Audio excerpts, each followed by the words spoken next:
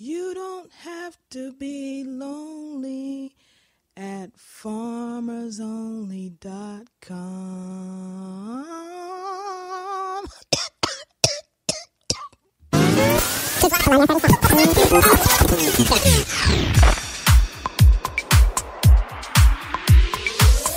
Are you ready?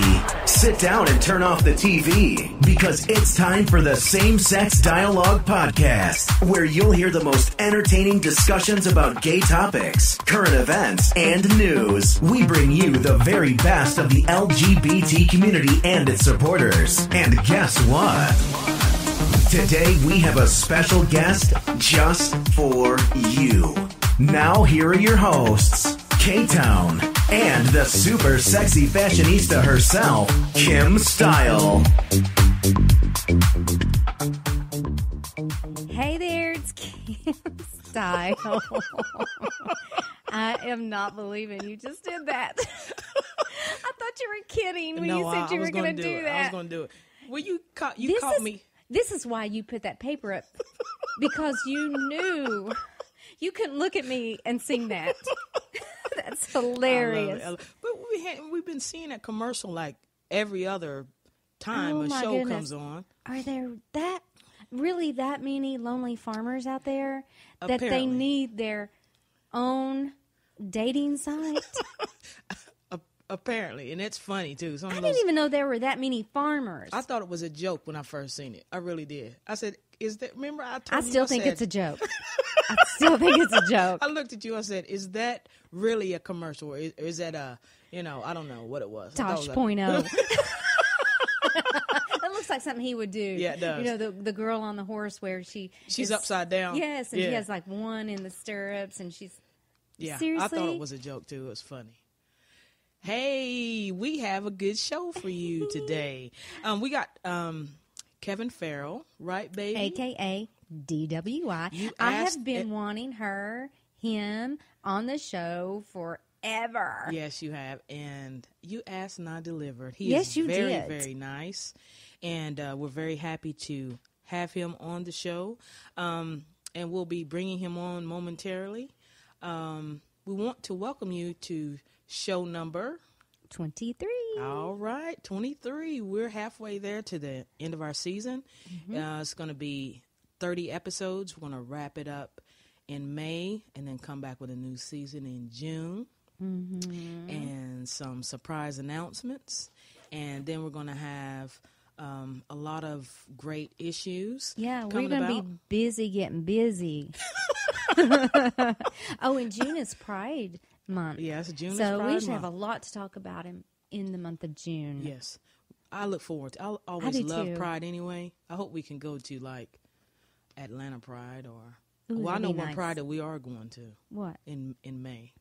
Oh, the one in Miami? Yes. Are we going to get to go? Yeah, we're going. Oh. It's going to be so much fun. You going? I got your itty bitty bikini ready. Oh, my goodness. I'm going to have to be juicing starting today. You crazy, man. You know me and my juicing. You love the juice. So what have you been up to today? Well, I've been on Cloud 9 today knowing that DWI is going to be on. I've just been watching videos with her. She Hilarious. really makes me want to buy some Tupperware. I know, and they are funny. Forget Rubbermaid. That stuff we have in there in the kitchen's going to go. I'm getting me some. I'm going to. Are you throwing it out? Because I'm love throwing it your out. Rubbermaid. I do, and I'm going to order all my Tupperware from DWI. Yeah. Oh, I wish she would come here and do a party. She probably will. You have to ask nicely. I know she's in Nashville a lot. Quite a bit, yeah. We're going to find out about that. We're going to find out about that What's and going have on her with tell that. us about it. Yeah. What else you been doing, honey? Well, I worked a little bit this morning, trained my 3 favorite people in the world, and then I come home, cooked us a big old meal like I always do.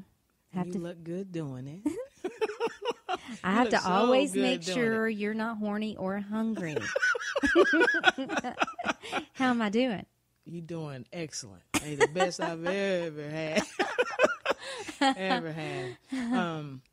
Let's see. What was I going to tell you? Have you been watching your Housewives lately? I've been doing a little bit when you are at work at nighttime. You just will not wait on me for nothing. That's why I just don't even ask you anymore. Well, here's the deal. I wait to watch Revenge with you.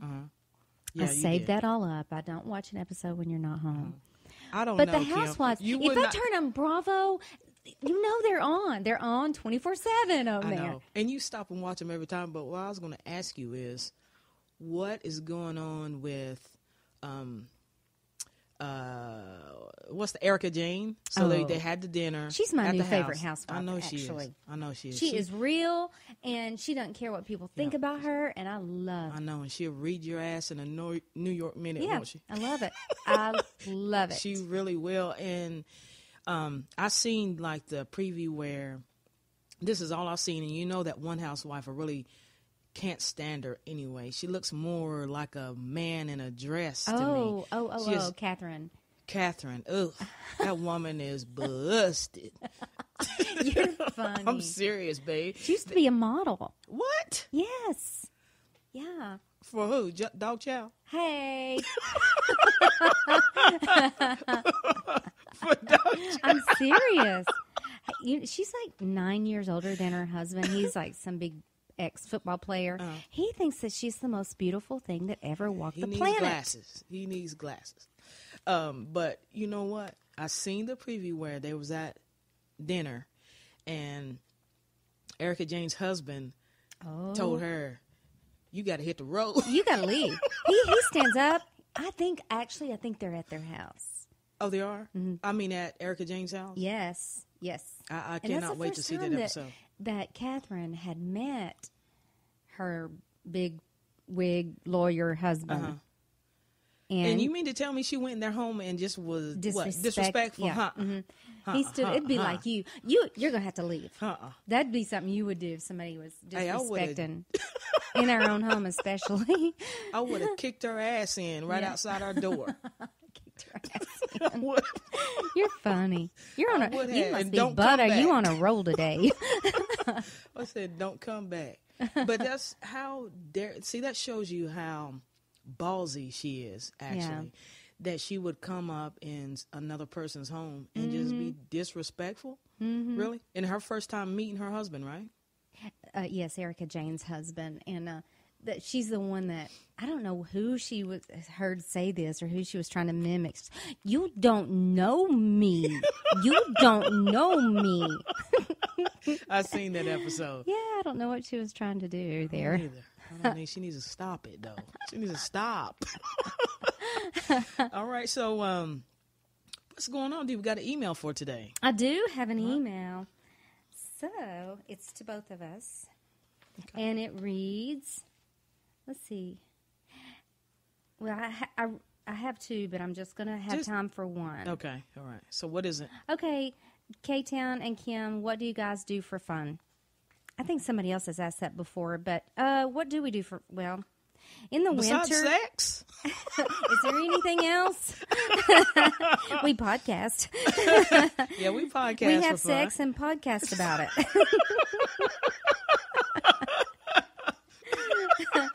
I'm done with you. Let's see. We don't go out a lot. We like to walk around downtown.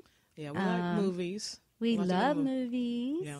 We recently had the whole theater to ourselves, so yes, we love matinee. we did. That was fun. Yeah, it was fun. That was we so loved much matinee. fun. And you said, where shall we sit at? Yeah, I don't know where we're going to sit. We're the only two in the theater. What movie was that we went to go see? It was the one with the comedian Amy Schumer. You know how I love her. She's my favorite. But guys, we don't do movie. We do movie buffet. I take in a big purse and I cook a big meal. And champagne. I take in a bottle of champagne with champagne glasses, and we chow down. We have dinner and a movie on me. I know. We have a good time. We're just pulling out champagne. And... yeah, pouring it. One time I did Cosmopolitans. It was at the Sex and the City movie. Oh, really? Yes. You are a mess. You know what? Everybody does it, though. Who's going to go in there and pay Most people don't cook a meal like I do, though. They may take a Snicker candy bar. Have a spread. Yeah, I do. We take a picnic. You're a mess. It's one of my favorite things in the world to do, though. I know you love it. And I love doing it, too. I mean, I never done anything like that until you would always just buy the stuff at the counter. And it's not about being cheap. Honestly, it's just what I love to do, like eating in the car. Yeah. What is it about that? I have no idea. But I love to pack, a little tote. You do pack a full little of tote. food and champagne or You do. wine or whatever, but usually champagne. Are you drinking champagne now? Yeah, of course I am. Michelle, my favorite. All right. And my new segment, I have a rant. My rant of the day. My rant of the day is, ladies, or guys. All right, I'm pretty sure Old Navy has flip-flops for $2. Throw the old, dirty flip-flops away. Spring is coming. Get a pedicure. Get your toes did.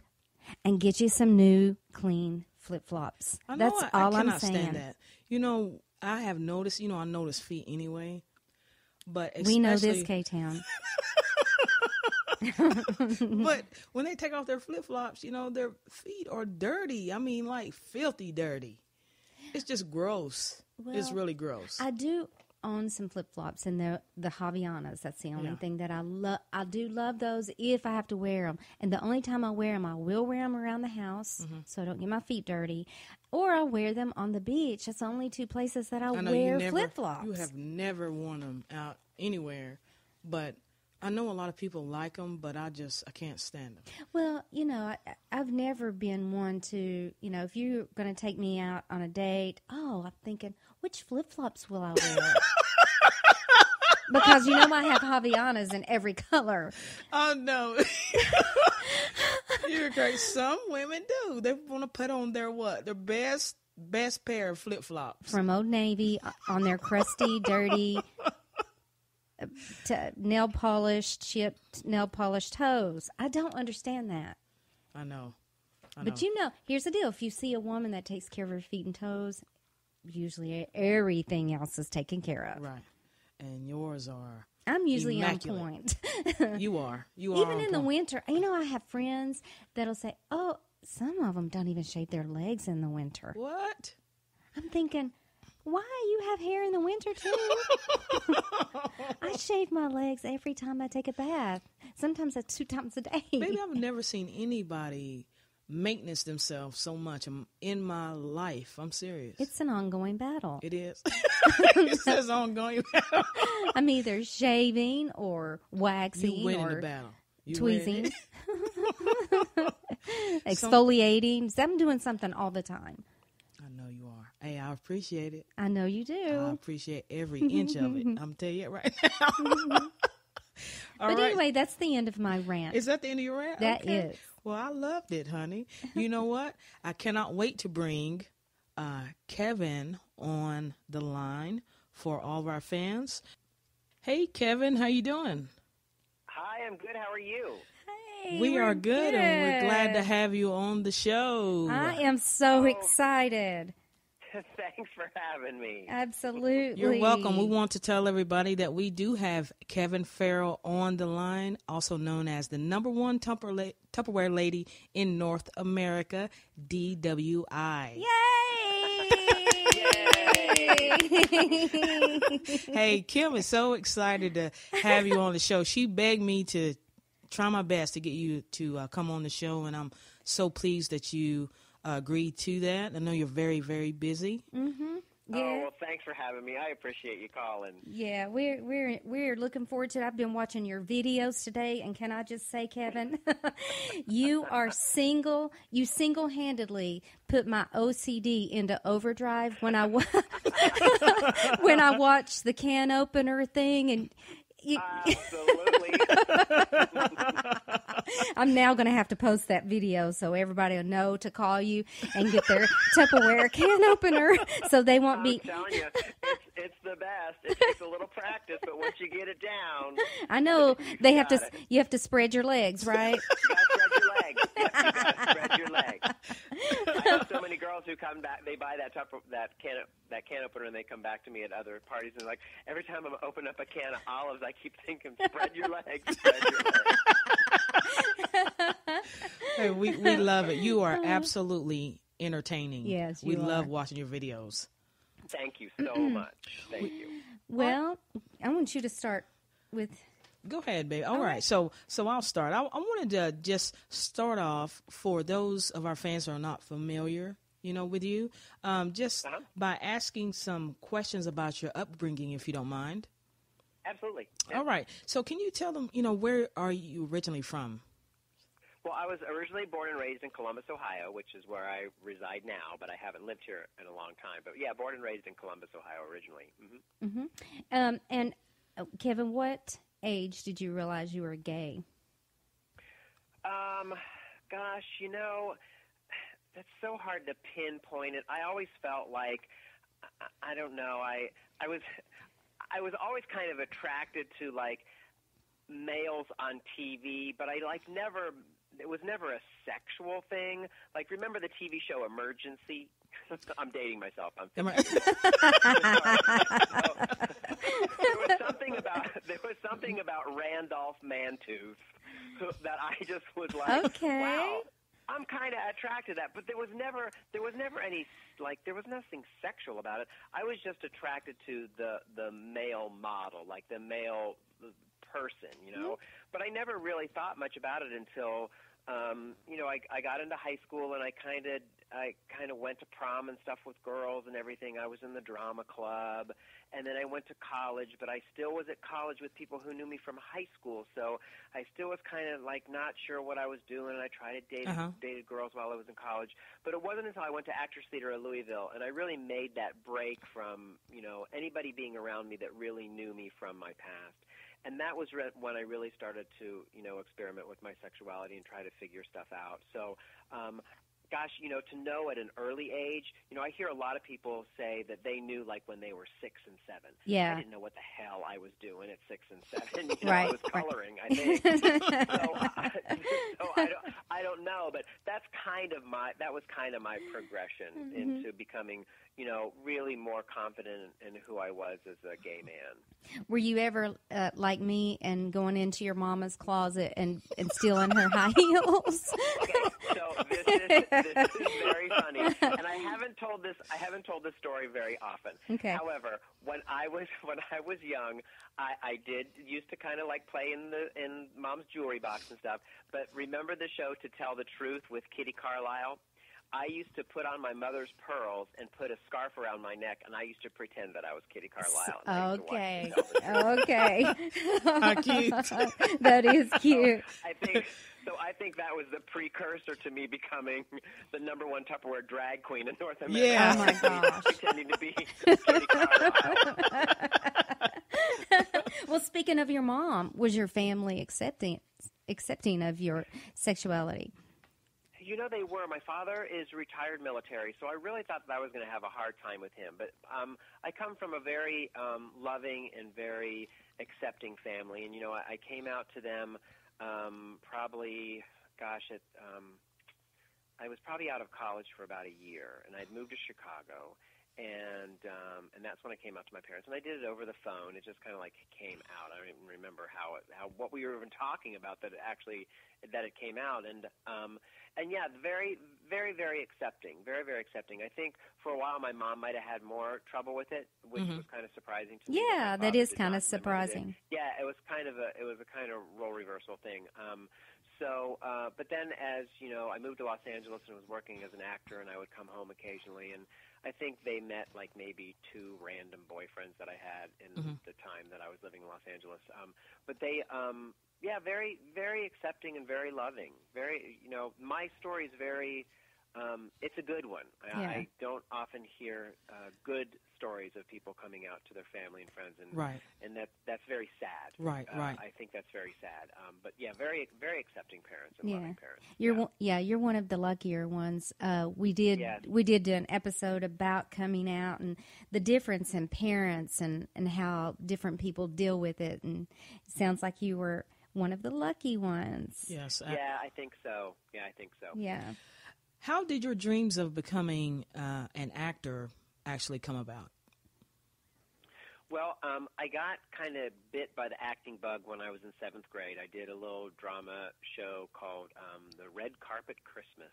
I remember the name of the show, and that was when I was like, you know what, I kind of like doing this play acting thing. So that kind of started me on my career, and then I did all the musicals and plays in high school. Went to Miami University in Oxford, Ohio, with a theater scholarship. So I studied theater at Miami University, which was really a business school, not a theater school. But it was a smaller campus, so I really wanted to be like in a smaller community where I thought I would get more attention and as an actor. So I did that. And then when I graduated from college, I went to Actors Theater of Louisville in Louisville, Kentucky, and I worked at Actors Theater of Louisville for 9 months as an apprentice and worked on all their productions. And then after that, I moved to Chicago, which is where I really started my acting career. I didn't do much film and television or commercials in Chicago, but I really honed my acting craft on the stage. Okay. That's really when I really started to do a lot of theater acting, and that's when I got my equity card, was in Chicago with a couple of the large equity houses. So that got me into the union, but never really thought very much about television and film until the Frasier thing happened. What brought you actually to Los Angeles? Okay, so what brought me to Los Angeles is I was working as an actor in Chicago, and the TV show Frasier came on the air. And a friend of mine was like, oh my gosh, you look just like that guy who plays Kelsey Grammer's brother on Frasier. So we were all out one night drinking in a bar after a show that I did, and the TV was on, the show was on. And my friend was like, there's that guy. And I looked up and I saw David Hyde Pierce on TV, and I thought I saw myself. It was the spookiest thing. It's like I thought I was like looking in a mirror. Right. So I kind of filed it away, and I was like, wow, that's kind of weird that we're so similar. Well, the guys who ran my theater company, they were like, you know what, we should really send your picture to Hollywood and let the people who produce that show know who you are, because it's just so weird that you're so much like him. Yeah. So we sent my picture and resume to Hollywood, and they sent it. It wasn't from me, like Rick and Bill sent it. And then like maybe 2 or 3 months later, I followed up with my own letter and resume to Jeff Greenberg, who cast Frasier at Paramount Studios for NBC. And then 2 years later, 2 years later, my phone rang in my apartment in Chicago, and I walked in and I picked it up. And it was Jeff Greenberg from Frasier. And he said, hey, my name's Jeff Greenberg with Frasier, and we would like to use you on an episode of Frasier. Well, I thought it was my friend Bob. Like, I didn't believe him. I seriously didn't believe him. Like, he had to convince me that he was Jeff Greenberg. You didn't actually say, Bob. Did you actually say, Bob, is this you playing jokes on me? Seriously, I was like, yeah, all right, come on, you guys. So this was like way before the internet and all this stuff, right? Cell phones and all that stuff. Yeah. So I was like, oh my God. So what they did is they auditioned me in Chicago. So they found a local casting director in Chicago, and they put me on tape reading a side for the show as David Hyde Pierce. So they sent that. They overnighted it back to Los Angeles. Everybody who was on the creative team of Frasier looked at the episode, of my audition. They called me and gave me some things to try different, like they gave me some direction, and we did it again. And then they overnighted it a second night, and then they called and offered me a role on an episode. Awesome. So that was like in 1996, I think. Wow. And the deal was they were just going to fly me out to do that episode and fly me back. But, I was like, when am I ever going to have this opportunity again? Right. So I thought, maybe I really should just, move to Los Angeles and try this out. And that kind of what started me in L.A. was being cast on that episode of Frasier. Well, that's very interesting. It is, you thought that was a prank. That's funny. I will tell you, I watched Veronica's Closet religiously. Yeah. I love that. As a matter of fact, even before I even knew anything about you, I had told K-Tab before, I said, have you ever seen Veronica's Closet? I want you to see that whole sitcom with me from beginning to end. She's never seen it. No, I haven't. Yeah. Tell us about your role on Veronica's Closet. It was a small role. Only a couple shows did I have a recurring role where I came back like several times. So I was on Veronica's Closet once, and I think the storyline was, remember her girlfriend who worked in the office, her name, Kathy Najimy. Yes. The role. Yes, she's funny. I can't remember. Very funny. Well, anyway, she lost her cat, or she killed her cat or something. So Kirstie Alley had to go and get a new cat to replace the cat that she lost or killed or whatever. So they went to the pound, and I was the guy who worked in the pound, and she and Wally Langham, her secretary, they show up at the pound to find this lookalike cat, and that was my role. My role was the guy at the pound, but it was very fun. It was really, really fun shooting Veronica's Closet. It was right. A really great experience. Which one of all your ventures are you most proud of? I have to say now. I had a feeling you were going to say Tupperware. I had a feeling you were going to say that. No, because you know what? I can't even tell you what playing this silly, blonde, trailer trash drag queen from Tennessee completely changed my life. Completely changed my life. And what I had said to you guys earlier on the phone when we were talking about having this day together was that, I thought I was going to be this big star in Hollywood. I was going to have my own show, and I was going to have this big house in Hollywood, and, I'd be famous for being Kevin. Well, what happened is I became famous by being DWI.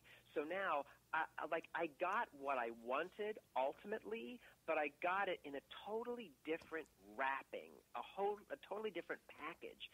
And it's just, I do motivational talking to people all the time about just that. It's like you never know where something's going to lead you when you start on that path.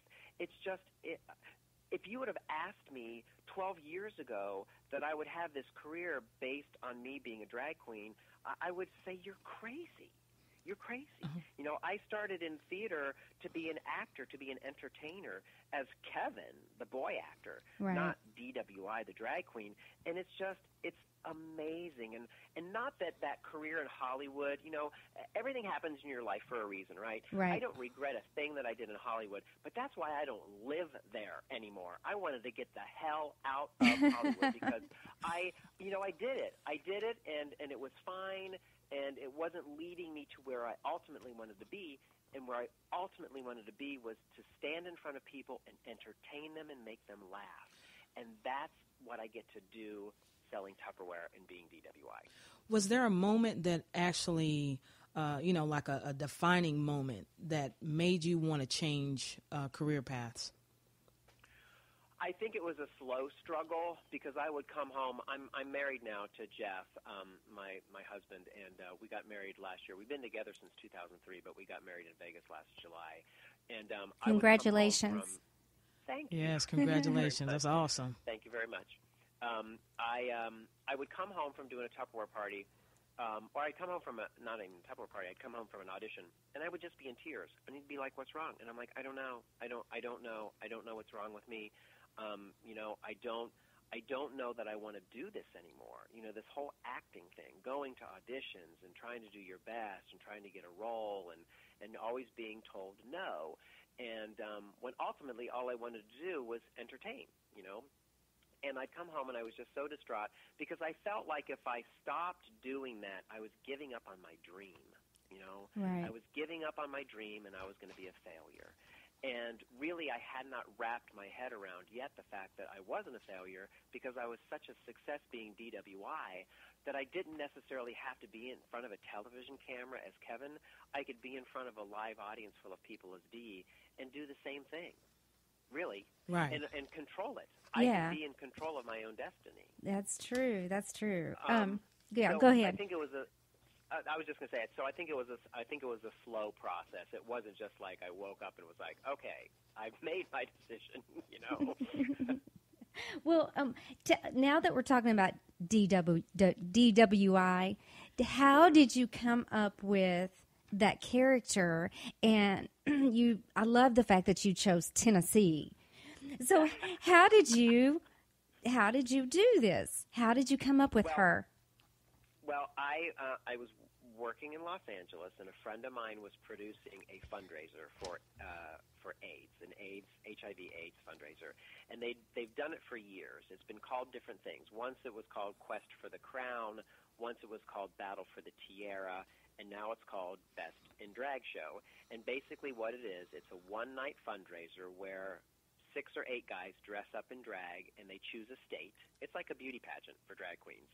So we pick a state, and then we do a whole thing that you would like at Miss America.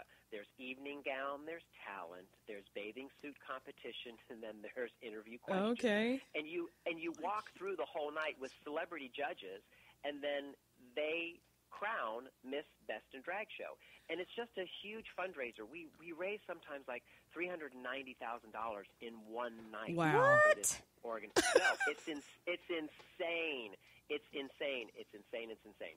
So I was asked in 2004 to participate. So my friend said, we're going to do Best in Drag Show. We would love for you to be a part of it. So would you? And I said, of course. So I had to pick my character. So I had to make up a character for this drag queen beauty pageant. So I'm like, okay, what state do I want to be from? So I thought, okay, well, let's be from Tennessee because we could get a lot of mileage out of that. Yes, right? yes. I'm like, okay, no offense. None taken. No offense. So I'm like, okay, so let's be Tennessee. And then because I'm a good actor, I had to think of who this girl was going to be, and I wanted to make her real. So I'm like, okay, so if she lives in Tennessee, what's in Tennessee? Okay, well, there's this, there's Jack Daniels. Mm-hmm. Okay, so let's make her the last heir to the Jack Daniels fortune, all right? But let's make her have a drinking problem. Of course. So she has to go to rehab. So her name is DWI, driving while intoxicated. Awesome. But I spell it out like Love a it. real name. Yeah, exactly. DWIE. All right, so then her story is that every time they have a tasting at the distillery, she loses her sobriety, and then she has to start her sobriety all over again and go back to rehab. So that was the story of DWI. So I did the pageant. I think I came in second runner-up. I was totally robbed. I did not win Miss Best in Drag Show. But a friend of mine was sitting in the audience, and he was selling Tupperware. I will tell you right now, I was not the very first person to ever dress in drag and sell Tupperware, so I cannot claim that as my right to celebrity. Right. Somebody else did it before me. But Oscar, my friend Oscar in California, was selling as his character. His character's name is Quesadilla, Kaysedia. Hilarious. It's hilarious. I've seen you two on YouTube, but go ahead. He's very funny. He speaks in broken English, and he has sorrow. He's very funny. So he was selling Tupperware, and he came up to me and he said, Kevin, you really need to sell Tupperware. He goes, you are so funny as DWI. You should sell Tupperware. And I was like, Oscar, there is no flippin' way I'm going to dress like a woman and sell Tupperware. I said, go screw yourself because I'm not doing it. And he asked me half a dozen times, and I finally said yes just to shut him up because I was so tired of him asking me. And there you go. That was it. I wasn't successful at first. I think my first party was like $117. It was a total bust. But I just kept at it and kept, booking Tupperware parties, and then it just took off. It just took off in California, and I was doing 5 parties a week. Wow. I was selling $30,000 a month in Tupperware. My best year, I think I sold $280,000 or something in 1 year. Wow. And it was just incredible. It was just remarkable. And that's kind of how DWI got launched. It was not to sell Tupperware. It was to do that fundraiser. And, that's kind of how she got born. Well, Tupperware has to love this whole idea, right? They do. Well, they do now. Of course. You know what? When I was telling one of my clients, we had an interview with you, they said, I didn't even know Tupperware was still around. I know. I hear that all the time, and it breaks my heart. I know it does. I know it does. Well, we love that DWI is from Tennessee, but did you know that Kentucky and Alabama have more trailers than we have? No, I don't, but thank you for telling me. Oh, my God. Well, I was just in Nashville I think I told you guys, I was just in Nashville the first time last week. I get hired to do special appearances now. And I got hired to do a special appearance for a fundraiser in Nashville for an organization called Nashville Grown. And we held it at Acme Feed and Seed in downtown Nashville. Yeah, I've seen that on your Facebook page. Oh, my God, it was a blast. We had like 200 people there. They raised all this money for Nashville Grown. It was just a great night, and I was there as DWI as the MC and hostess of the evening, and it was just a kick in the pants. And I just wasn't sure whether or not the people of Nashville were going to embrace me or run me out of town on a rail. So, but they embraced me. Oh, I can so see them embracing you. Yeah. Oh, they love Absolutely. DW. They just loved her. Yes. So What's not to love? What's not to love? Oh, you're sweet. I wanted to ask you, do you travel just around your hometown now? I know you said, the last time we spoke, you do go back and forth to Nashville, but when you're doing your parties, is it just in your hometown in Ohio, or what do you do? Yeah, mostly because, unless it's a larger organization where they're going to fly me and they're going to pay my expenses and they're going to pay me to do my show, usually just my in-home Tupperware shows, those are all very local. Okay. I just recently had an expose done on me by a local public television show, and they put it on their Facebook page, and it went viral. I mean, I've never gone viral before. I highly recommend it because I've got like a million hits on this video of me, and I started getting all these requests from everybody all over the United States to see if I would come and do Tupperware shows. And I was like, girls, I can't fly to Oklahoma to sell, $200 worth of Tupperware. It's just not feasible for me to do that. But, if there are people out there who want to pay to fly me and we do a big event and we can turn it into a charity event where you actually make money for your organization, I'm all over that. Yeah. I'm all over that. Oh, I can see that happening. Maybe we can get you to Knoxville. Fine. I'd love to come to Knoxville. Okay, so I know, say, a company like Mary Kay, if you sell so much, of course you make a lot of money, and I'm glad you make a lot of money, but they get like a pink car. Do you get anything like maybe some red bottoms or MAC Makeup for Life or a yacht or anything? I know. I wish I had Makeup for Life. Actually, they do have a very nice compensation plan at Tupperware. We don't get a pink car, but we do have a car program.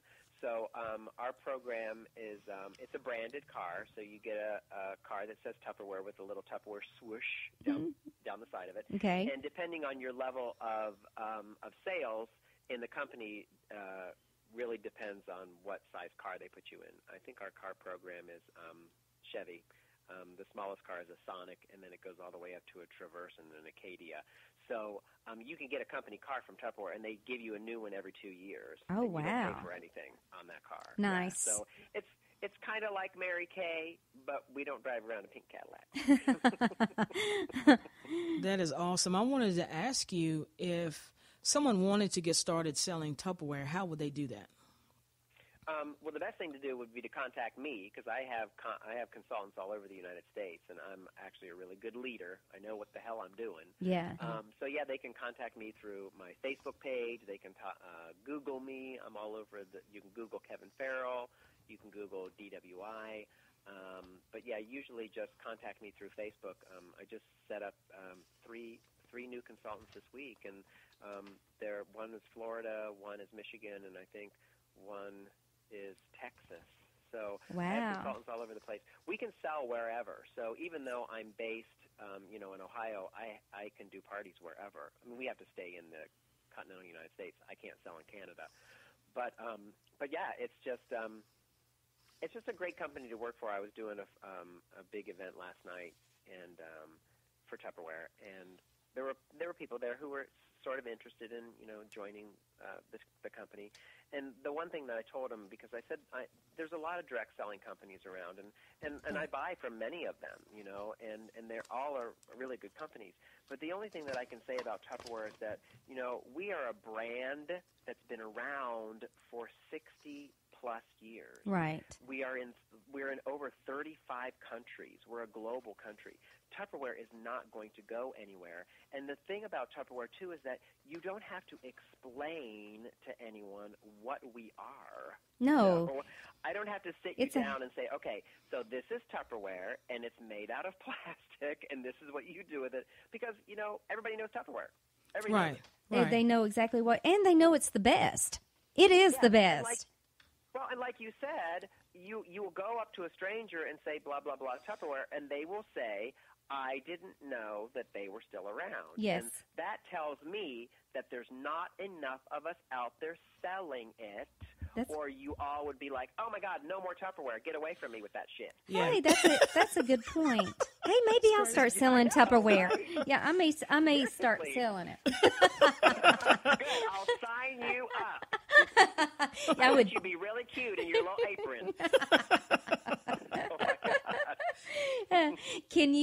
We're getting ready to sign off, and oh my gosh, we have had a blast, but I do have one more request. Yes. Can you do DWI before we go? Oh my God. Sometimes it's kind of hard to do her without my wig and my lashes. Let's see. Hey, y'all, it's me, DWI, your number one Tupperware lady in North America, here to tell you that we are the number one company for y'all buy your plasticware from. Love it. Awesome. That's awesome. Thank you so much. Oh my God. You guys are the best. I'm so glad you reached out to me. Absolutely. Hey, I do want one of those can openers. Definitely. She's serious. I will get it to you. So when we sign off through email, you need to tell me how to get a can opener to you. Absolutely. Spread your legs, y'all. I don't usually have a problem with that, but you guys are the best. Thank you so much, Kevin. So much it's love for you. It's been a blast having you on the show. Guys, thank you for joining us for another episode of Same Sex Dialogue. Before we go, I'd like to say, baby, I love you. I love you more.